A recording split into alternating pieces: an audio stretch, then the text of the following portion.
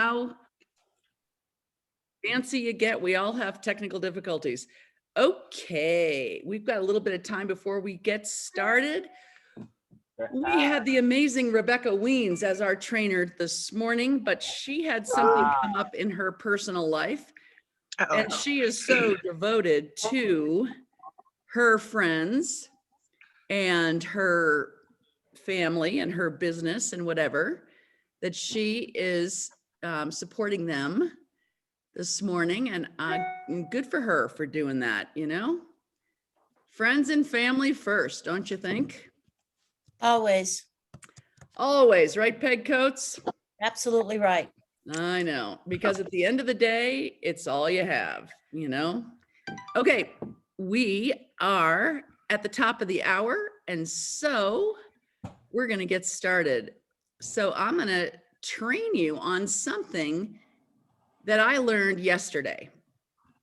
And as Bo told us in our training last week, it's very important to learn something new and then put it into practice. Learn something new and then put it into practice. Learn something new and then put it into practice. If you just learn something new, learn something new, learn something new, learn something new, you go around in circles. And if you just do stuff without learning something new, you can also spin around in circles. So the idea is to sharpen the saw, improve your skills. As Eric Worre would say, you can't just get in and don't quit. That's not how you get to the top of your network marketing company. You have to get in and improve. And as you improve, you attract different people, you attract the right people. And remember, the people that got you to where you are in your business are not going to be the same people that are going to get you to the next level in your business. So, okay, principle number one. Oh, brother, I have to run and get my notebook. Hang on.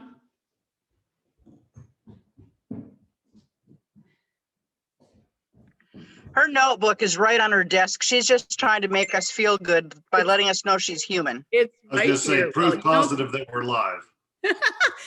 So Colleen Murray taught me, she was in Amway for a number of years. And she said, it's funny you say that, Benita. She said that the biggest Amway leaders would actually take a notebook with them to the front of the room when they're presenting to 7,000, 15,000 people and refer to their notes so they would not appear too professional because they wanted to be duplicatable and not intimidating. So very astute, Miss Rogers. Okay, so, but I really did forget my notebook. So, so this is from, I can't remember his name even, but he wrote the book, Good to Great. I don't know if you've read the book, Good to Great, but you'll hear Tyler Norton and Chuck Funky referring to that book often. So I thought I'm going to listen to this book while I'm riding around in my car. So I've had this gentleman, Jim, talking to me while I drive around in my car. And I learned something fascinating yesterday. He was talking about the Kimberly-Clark Corporation and how this man, his name was Darwin Smith, who was the head of the company, brought it from a good company to a great company by making really tough decisions. And what they did in their analysis, whether it was Kimberly-Clark or a number of other corporations that went from good companies to great companies, the number one factor that was included was that they had level 5 leadership. Okay, so what's level 5 leadership? Let me tell you. Level 1 leadership is just a highly capable individual. If you're a highly capable individual, you're level 1 leadership, okay? Level 2 leadership is you're not only a highly capable individual, but you're a contributing team member, okay? Then you go up to level 2 leadership. And interestingly enough, he uses the image of a pyramid to go up to the very top. And it's a very good image because at the very tippy top of the pyramid is level 5 leadership. So if you're a highly capable individual, you're also a contributing team member, but you're also a competent manager, you go up to the level 3 level of leadership. But if you're a highly capable individual, a contributing team member, a competent manager, and an effective leader, you go to the level 4 of leadership. But the pinnacle, the thing that made the difference, was level 5.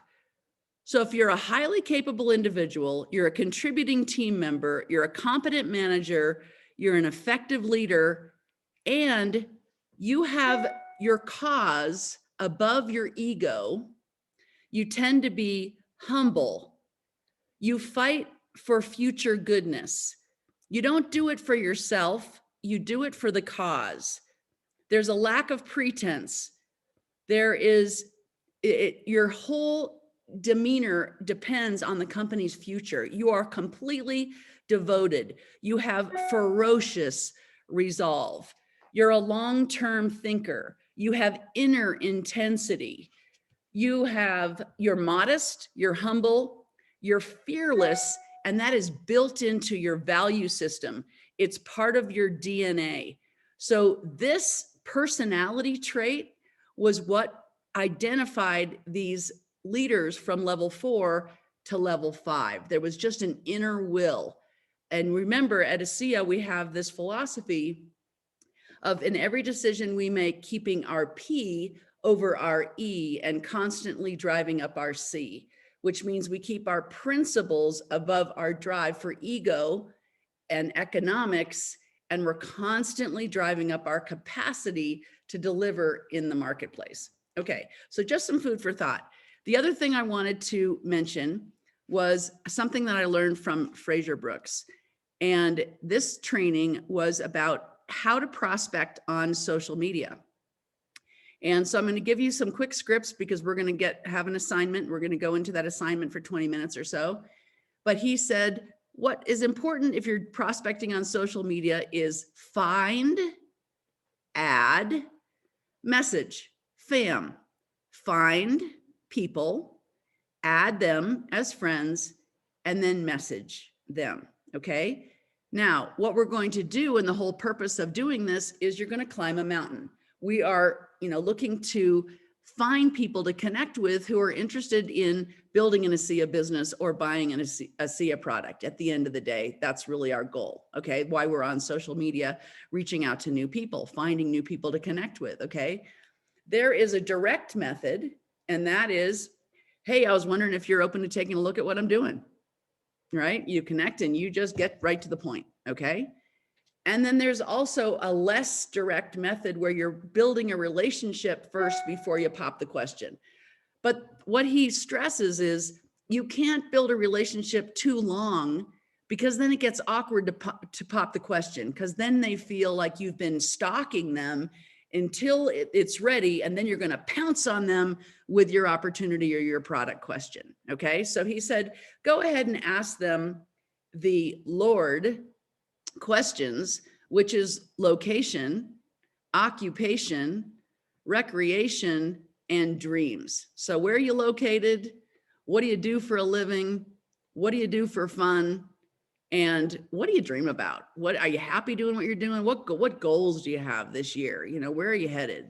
Those kind of questions.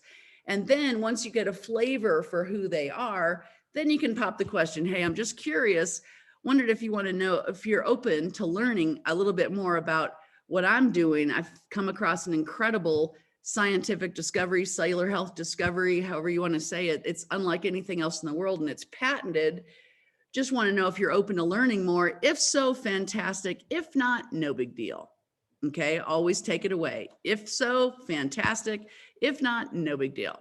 And you just do that over and over and over and over again. So your assignment for the next 20 minutes is to find people, reach out, and then message them. We'll see you in 20 minutes.